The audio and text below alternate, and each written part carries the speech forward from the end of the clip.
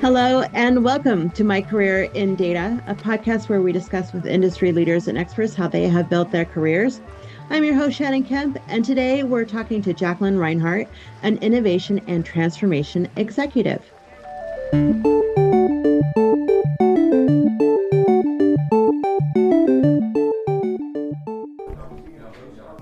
With a robust catalog of courses offered on demand and industry-leading live online sessions throughout the year, the DATAVERSITY Training Center is your launchpad for career success.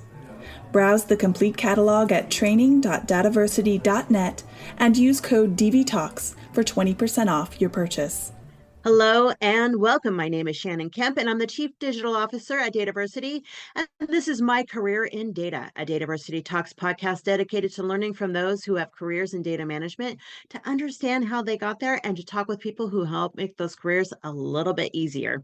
To get up to date in the latest in data management education, go to dataversity.net/subscribe. Today, we are joined by Jacqueline Rinehart, an innovation and transformation executive. And normally, this is where a podcast host would read a short bio of the guest. But in this podcast, your bio is what we're here to talk about. Jacqueline, hello and welcome. Hi, so excited to be here and connect and share. Me too. And I'm so excited to have you join us today. We met through our membership with Chief, which is very exciting. It's the first Chief member we've had on. So I'm very honored that you are here.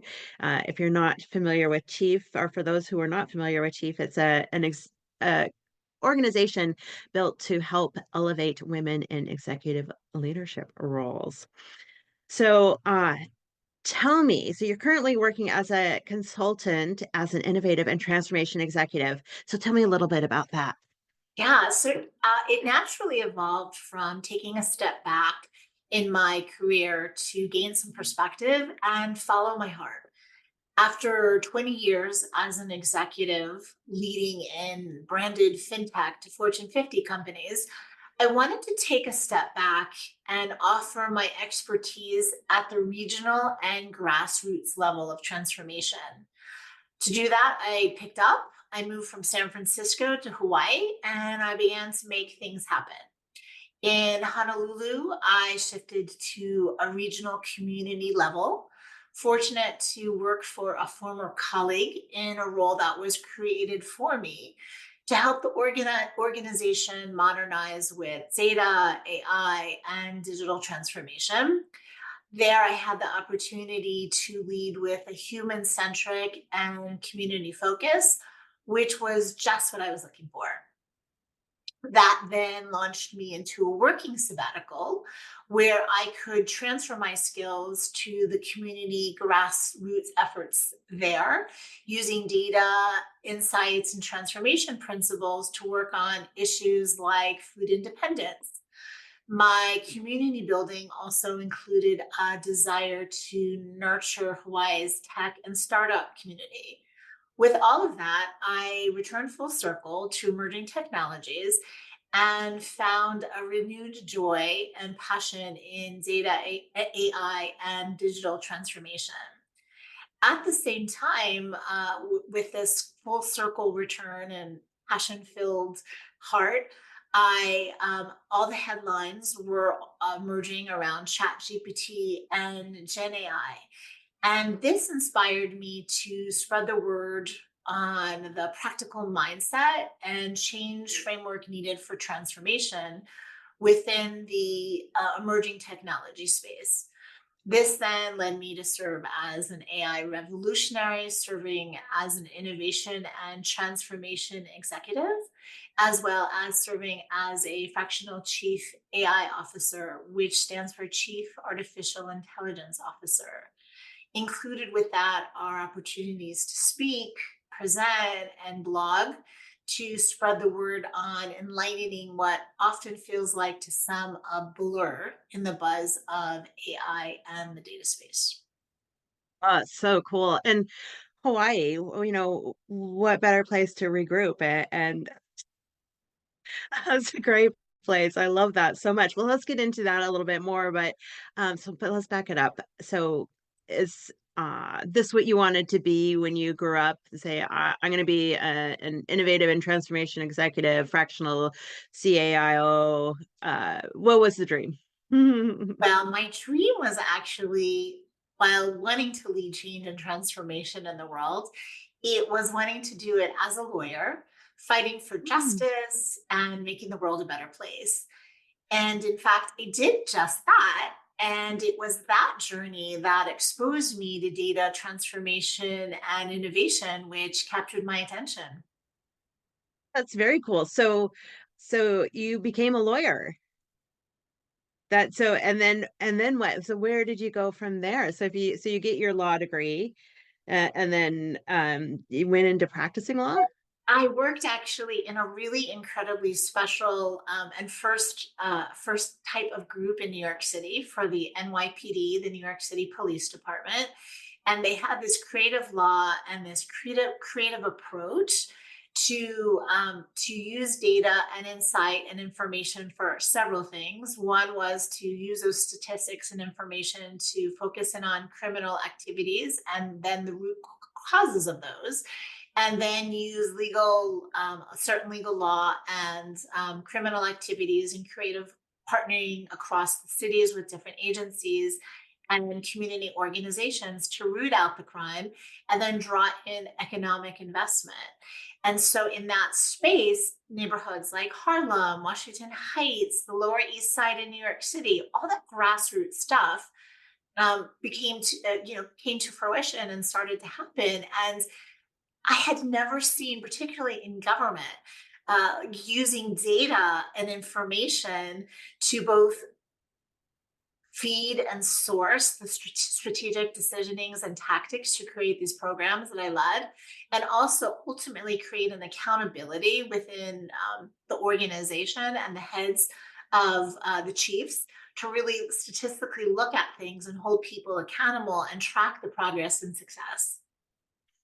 Oh, that is fascinating. It So was. where This is did why you? it captured Yeah, my attention. It was yeah. long, yeah, great. And I'm litigating and I was doing incredible, crazy stuff like wearing bulletproof vests and leading raids in the middle of the night, just creative things that lawyers and policing in partnership don't do together.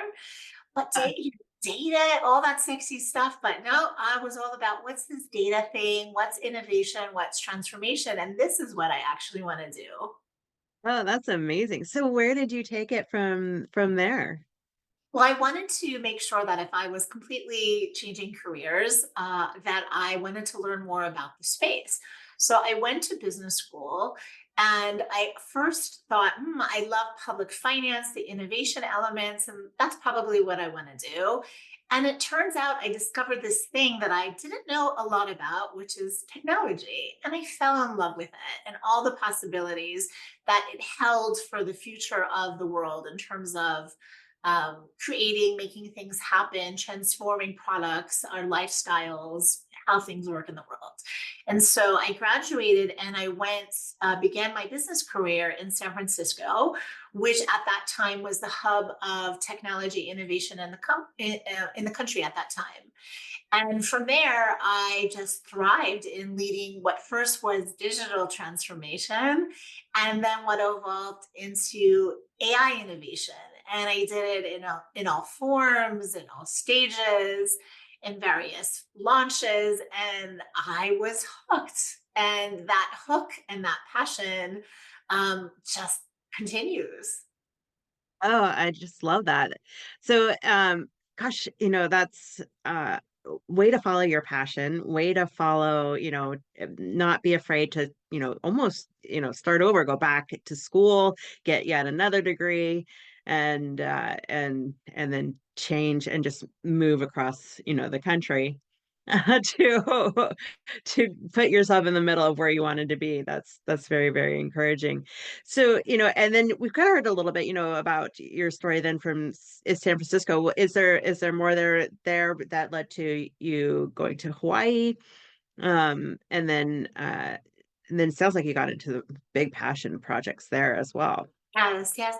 My career, mostly in San Francisco, was fantastic in the sense of both leading and creating in first ever roles to drive the transformation, to then also see what was going on around me. And in a lot of the transformation, often we partnered with flourishing startups. And in that way of giving back, I had the opportunity to help from a more seasoned, structured environment, give them the structure and the formulation and sometimes work products and thinking to help them grow in whatever ventures they were doing as well. And that aspect of giving and helping them structure things is ultimately what I, through my journeys from San Francisco and wanting to take a step back and leading in these, very high profile, very prolific, complex transformations, to go back to those basics and connect to people that are just have some great ideas and they want to impact things from the start onward. Oh, so very cool. And I love, you provide a really good example of how data can lead you anywhere and follow anything, and just enables you to follow your passion from tech to community building, and just whatever is driving your heart at the moment, right? So there's And so many opportunities. yes. And what's so exciting about data is that I can say I do AI innovation or digital transformation, but the root of it, which people don't sometimes realize, is that all starts with the data. It's not just systems and infrastructure, those technologies, those innovations are there to drive new information and ways of doing things, and everything is premised in data. It's so very true. So very true. So, okay, so tell me, Jacqueline, so what's been the biggest lesson so far for you in your career? Always follow your heart. Leading in the business world as a revolutionary innovator, leading with approaches that were creative versus traditional, taking two working sabbatical breaks that are not conventional over 20 years, and continuing to follow my heart with confidence and certainty really has enabled me to have a rich and colorful career and an armament of abilities and a perspective that I wouldn't have otherwise had, that continues to be relevant and passion filled when I get to lead in data and technology.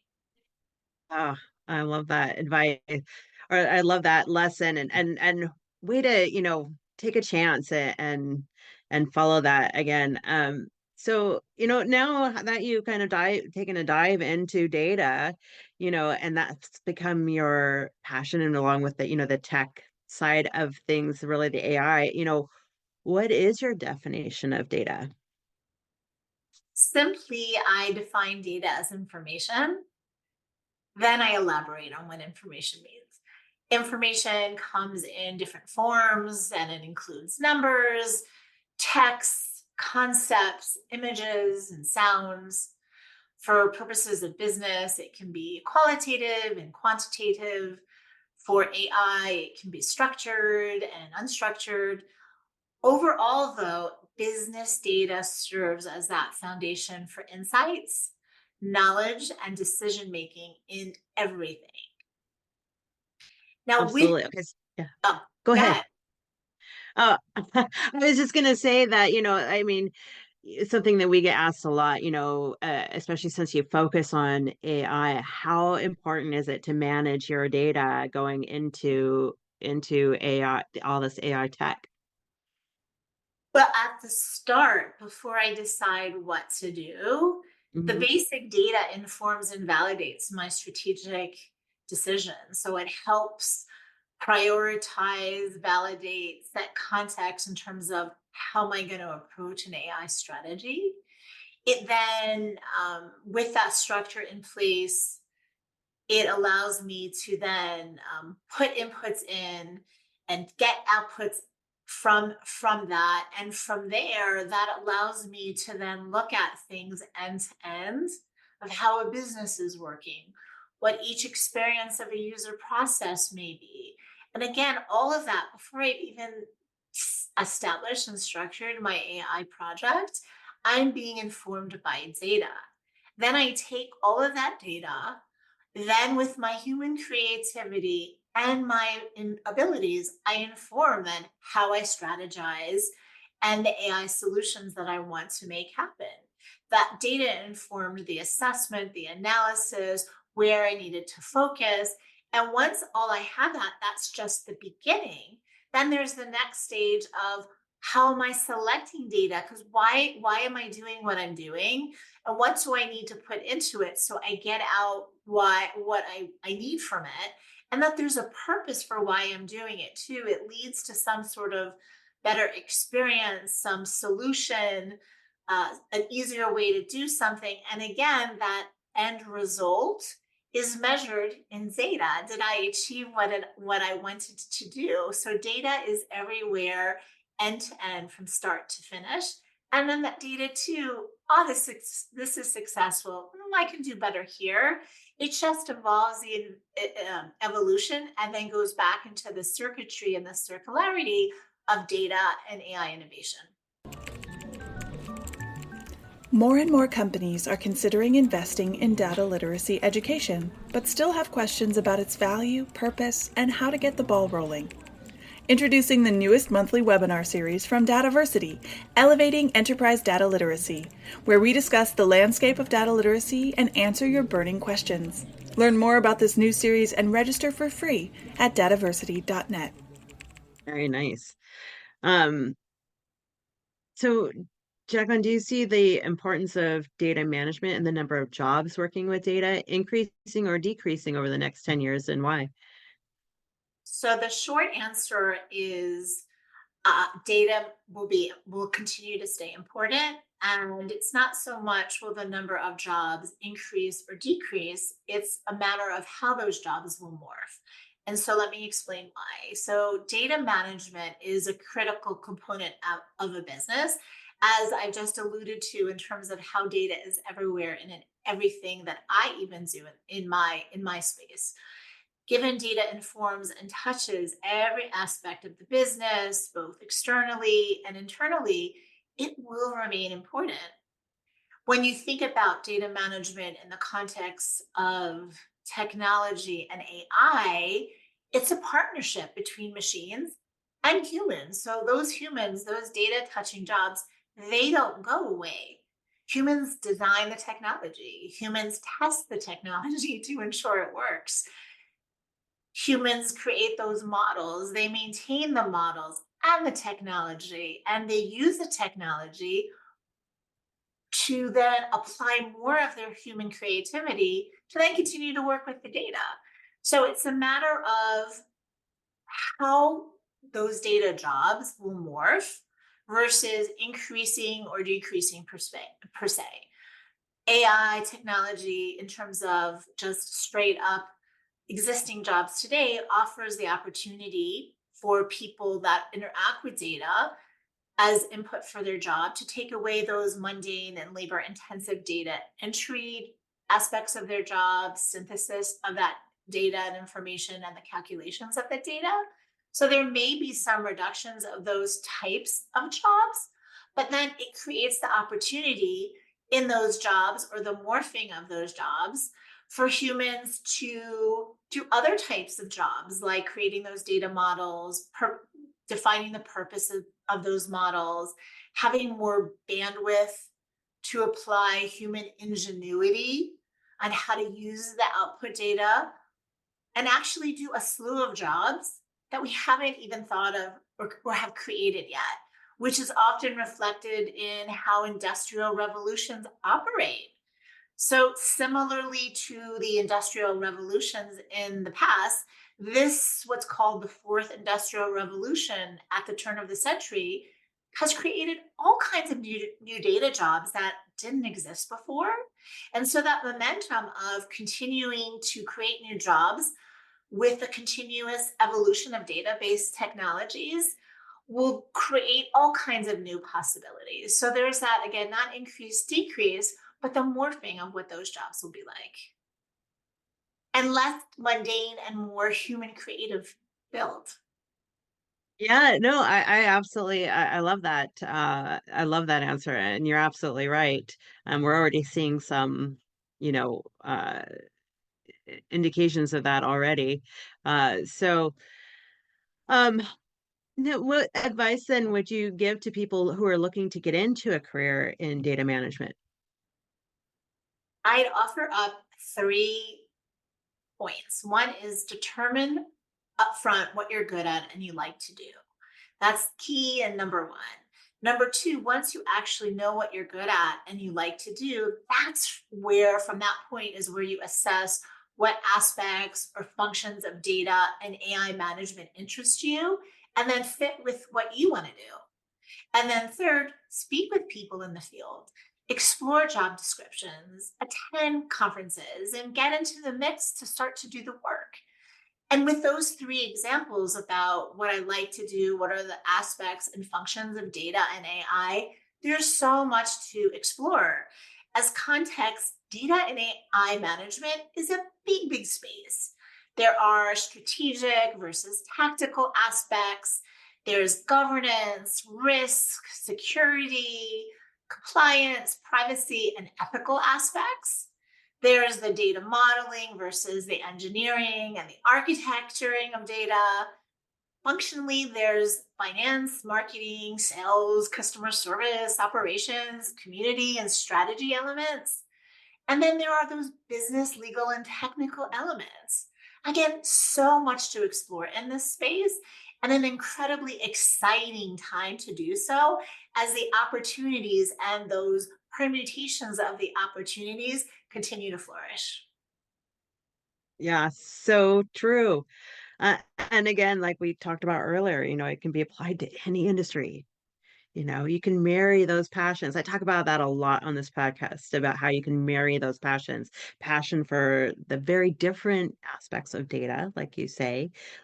There's so many different ways to slice and dice it and so many job descriptions within data management itself, and then marry it with the passion of a company or an industry that you also are passionate about. It's just so very cool, which you've, again, a clear demonstration of following that passion on both sides, which I just love. Um, then Jacqueline, so you mentioned that you are a fractional uh, CAIO, which is a very cool and title. So tell me a little bit about what your role is as a CAIO and why companies bring you in to do that role.